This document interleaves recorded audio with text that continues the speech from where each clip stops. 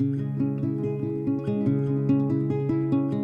my name is Rachel. I am the writer at R.n.R.family.com. Today I wanted to just go over one of my older posts as a good starting off point. I'm going to go back to post number 2 and just talk about that for a little bit. Bear with me here as I try and go through this idea and bring it to life for you.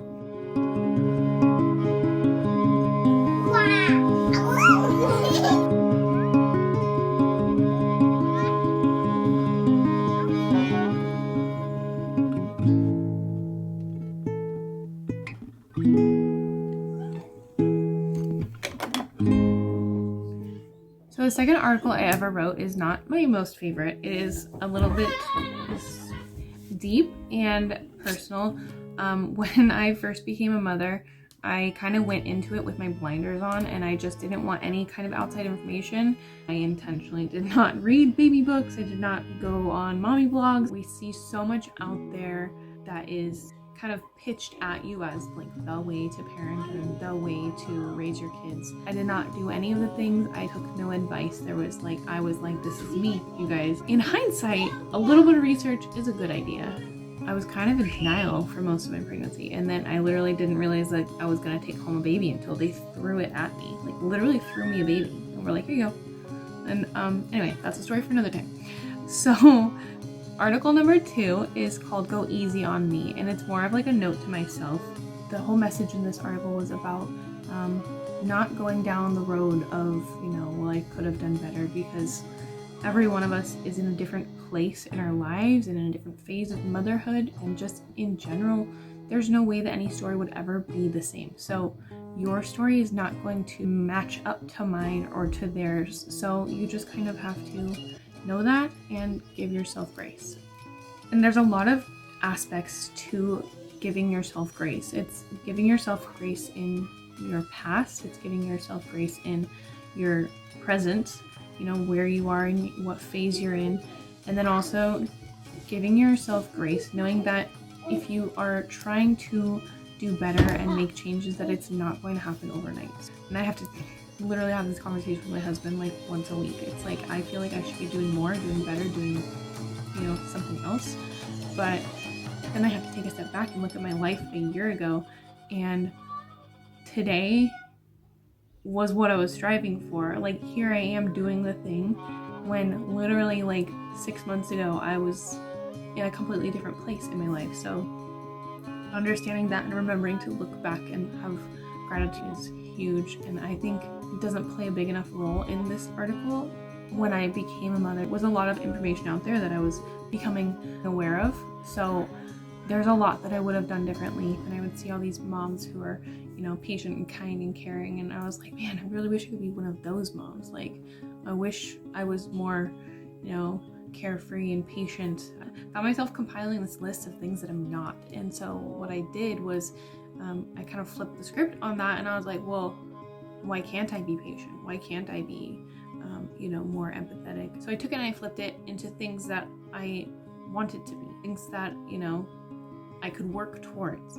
And that was a game changer, really. That was it. That was the moment where I was like, I am going to be the respectful parent, because that's what my kids deserve. And I know that they deserve that. And every time I treat them with less than respect, then I feel gross. I don't want to, why would I know better. I shouldn't be treating them disrespectfully just because, just the habit of it, right? So by changing my habits, I changed my behavior. I wanted to show them more appreciation and more love and gratitude. These are all things that I'm like, duh, those are great things.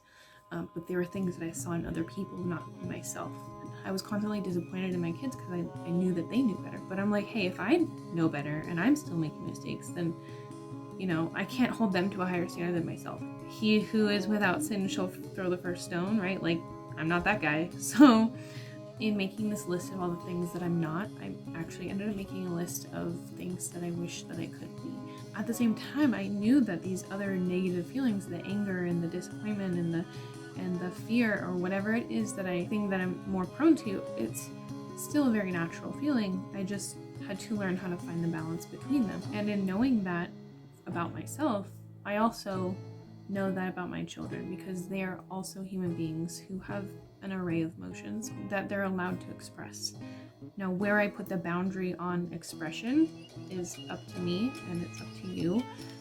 For my kids, they're allowed to be mad, angry, sad, frustrated, any of the things, any of the big feelings, but we're not allowed to hurt people or break things because there's consequences for those actions. And I feel like that's up to a pretty broad interpretation, honestly. I used to have a problem with them stomping down the hall or kicking and screaming on the floor, and that was just it. It was a me problem. I had the problem with those things. So in learning to let them have those feelings, that also gave me a similar guidance where if I'm hurting my kids, I'm doing it wrong. I'm allowed to be mad, and I'm learning how to tell them, I'm mad. I've learned to identify it. Once I see what it is that they're feeling, and I have to learn to adjust myself, and it's my job to maintain that peace. By just telling a small child to behave or to cooperate isn't enough. You have to be a leader who shows them what that looks like. When I see them in a behavior that I don't like in them, I'm saying, how can I set a better example? How can I set a standard that's undeniable? And I look towards myself and how I can change myself, because I say this all the time to my kids. You cannot make other people do anything. You only have control over yourself. It's one of my catchphrases, which I talk about in another blog post. If you have any other questions, please reach out. Comments or messages are always encouraged. If you need something clarified, I would be happy to do that. And I am so glad that you stayed till the end of my beautifully made video. I hope you come back. Next time, I'll be talking about my third blog post. It's called A Selfish Endeavor. It's kind of about why I decided to take up respectful parenting. It was really for me, for my peace of mind. So I'll get into that next time. But please subscribe so you don't miss that.